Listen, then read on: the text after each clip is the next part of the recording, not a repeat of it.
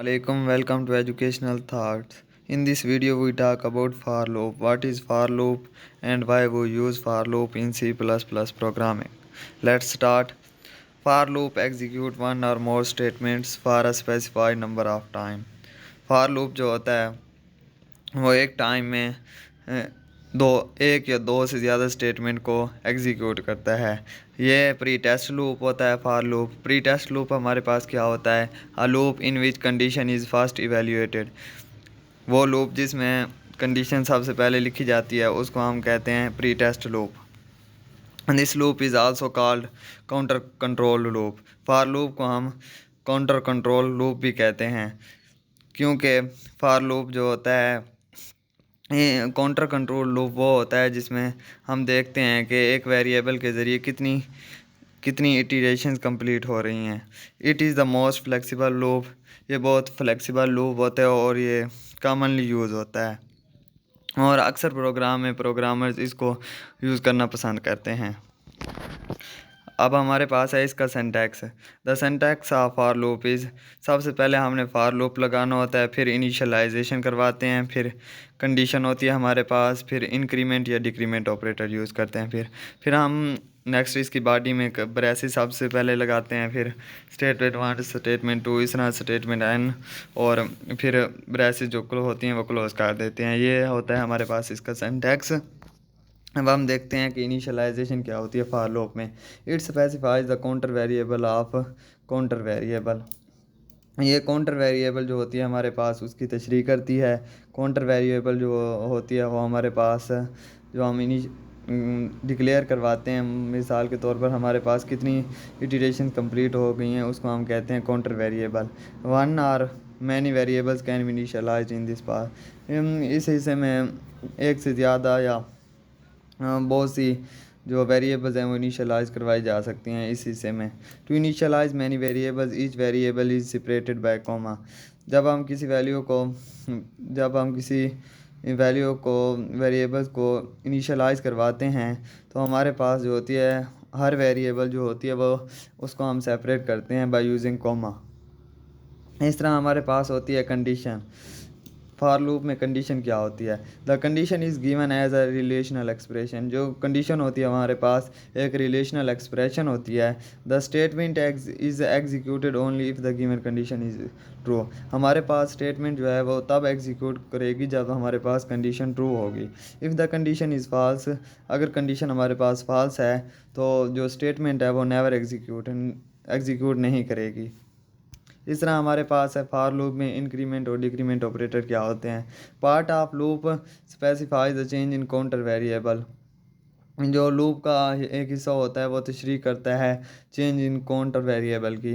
After each execution of the loop, हर execution of the loop के बाद। To change many variables each variable must be separated by comma. अगर हम किसी बहुत सी वेरिएबल्स को चेंज करते हैं तो हम जो ईच वेरिएबल होती है उसको सेपरेट करते हैं बाय यूजिंग कॉमा। इस तरह हमारे पास है statement. Statement is the instruction that is executed when the condition is true. Statement एक हमारे पास इंस्ट्रक्शन होती है जो तब एग्जीक्यूट करती है जब हमारे पास कंडीशन ट्रू हो। If two or more statements are used these are given in braces. अगर हम दो या दो से ज़्यादा स्टेटमेंट को यूज़ कर रहे हैं तो उनको हम ब्रेसेस में लिखेंगे। It is called the body of the loop. ये हमारे पास बॉडी ऑफ द लूप कहलाती है। इस तरह हमारे पास है कुछ इसका सिंटैक्स है। For x equal to 1, y equal to 1, x less than equal to 10, x plus plus y plus plus. इसमें जो हमारे पास इनिशियलाइजेशन पार्ट है वो x इक्वल टू 1 है और y इक्वल टू 1 है। इसमें हम इनिशियलाइजेशन करवा रहे होते हैं। कंडीशन जो हमारे पास जो हमने लगाई है वो x लेस दैन या इक्वल टू है 10, ये हमारे पास कंडीशन है। इंक्रीमेंट या डिक्रीमेंट ऑपरेटर क्या है हमारे पास? वो है x plus plus semicolon y plus plus. इसको हम जो इसमें होती हैं कंडीशन या इनिशियलाइजेशन या इंक्रीमेंट डिक्रीमेंट, उनको सेपरेट करने के लिए सेमी कॉलन का यूज़ करते हैं। इसके बाद है हमारी working of for loop. Number of iteration depends on the initialisation condition and increment decrement parts. जो नंबर ऑफ इटरेशन होती हैं वो हमारे पास डिपेंड कर रही होती हैं, इनिशियलाइजेशन पर डिपेंड करती हैं, कंडीशन पर डिपेंड करती हैं और इंक्रीमेंट पार्ट्स पर डिपेंड करती हैं। मिसाल के तौर पर हमने इनिशियलाइजेशन में क्या मतलब वेरिएबल्स इनिशियलाइज करवाई हैं और उनको वैल्यू क्या असाइन किया, कंडीशन हमने क्या लगाई, इस तरह इंक्रीमेंट और डिक्रीमेंट ऑपरेटर कौन से यूज़ किया, ये डिपेंड करती है फॉर लूप इन पर। Initialisation part is executed only once when control enters the loop. जो इनिशियलाइजेशन में पार्ट होता है वो सिर्फ एक दफ़ा एग्जीक्यूट करता है जब हम कंट्रोल एंटर करते हैं। After initialization the given condition is evaluated. Initialization के बाद जो होती है, जो हमने कंडीशन लगाई होती है वो रन करती है, इवेल्यूएट होती है। If it is true the control enters the body of loop and executes all statement in it. अगर हमारे पास जो गिवन कंडीशन है वो ट्रू है तो बॉडी ऑफ लूप में जो स्टेटमेंट्स होती हैं वो एग्जीक्यूट कर जाती हैं।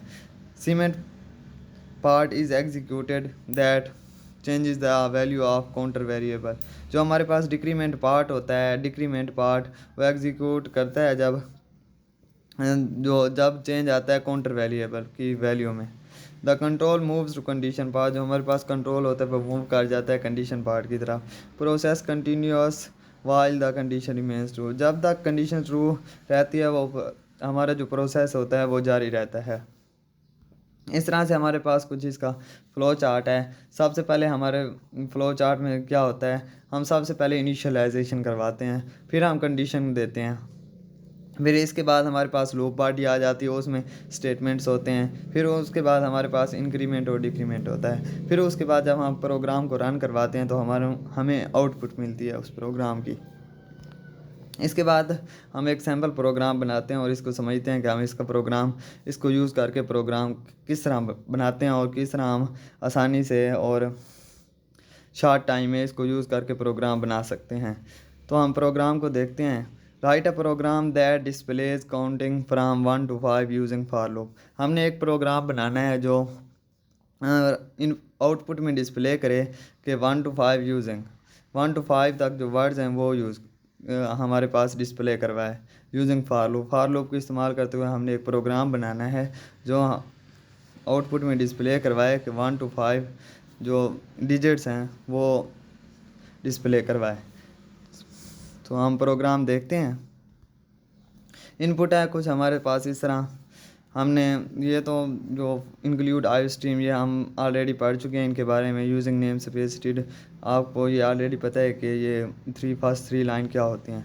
जो हमारा असल प्रोग्राम है वो करली ब्रेसेस के बाद शुरू होता है। हमने सबसे पहले एक नंबर या कोई भी नंबर डिक्लेयर करवाते हैं एंड फॉर लूप को यूज़ करते हैं। सबसे पहले हम इनिशियलाइज़ करते हैं, वेरिएबल को कोई वैल्यू असाइन करते हैं और इनिशियलाइजेशन हमारे पास होती है। फिर सेकंड में हम कोई कंडीशन देते हैं। इसकी कंडीशन प्रोग्राम की हमारे पास कुछ इस तरह से बनती है कि n less than equal to 5 बनता है। फिर हम इंक्रीमेंट या डिक्रीमेंट ऑपरेटर को यूज़ करते हैं। फिर हम सी आउट में n को एन को एग्जीक्यूट करवाते हैं, फिर एंडल लगाते हैं, फिर हमारे पास जो रिटर्न ज़ीरो है ये तो पहले हम ऑलरेडी पढ़ चुके हैं। फिर इसके बाद जो हमारे पास आउटपुट आती है वो कुछ इस तरह से होती है। इसकी 1 2 3 4 5 यही हम डिस्प्ले करवाना चाहते थे स्क्रीन पर। तो ये हमारे पास इस तरह से कुछ इसके प्रोग्राम बनते हैं। ये थी इसकी एग्जांपल। Thank you. अगर आपको मेरी वीडियो अच्छी लगे तो चैनल को सब्सक्राइब करें, लाइक करें, शेयर करें। अल्लाह हाफिज़।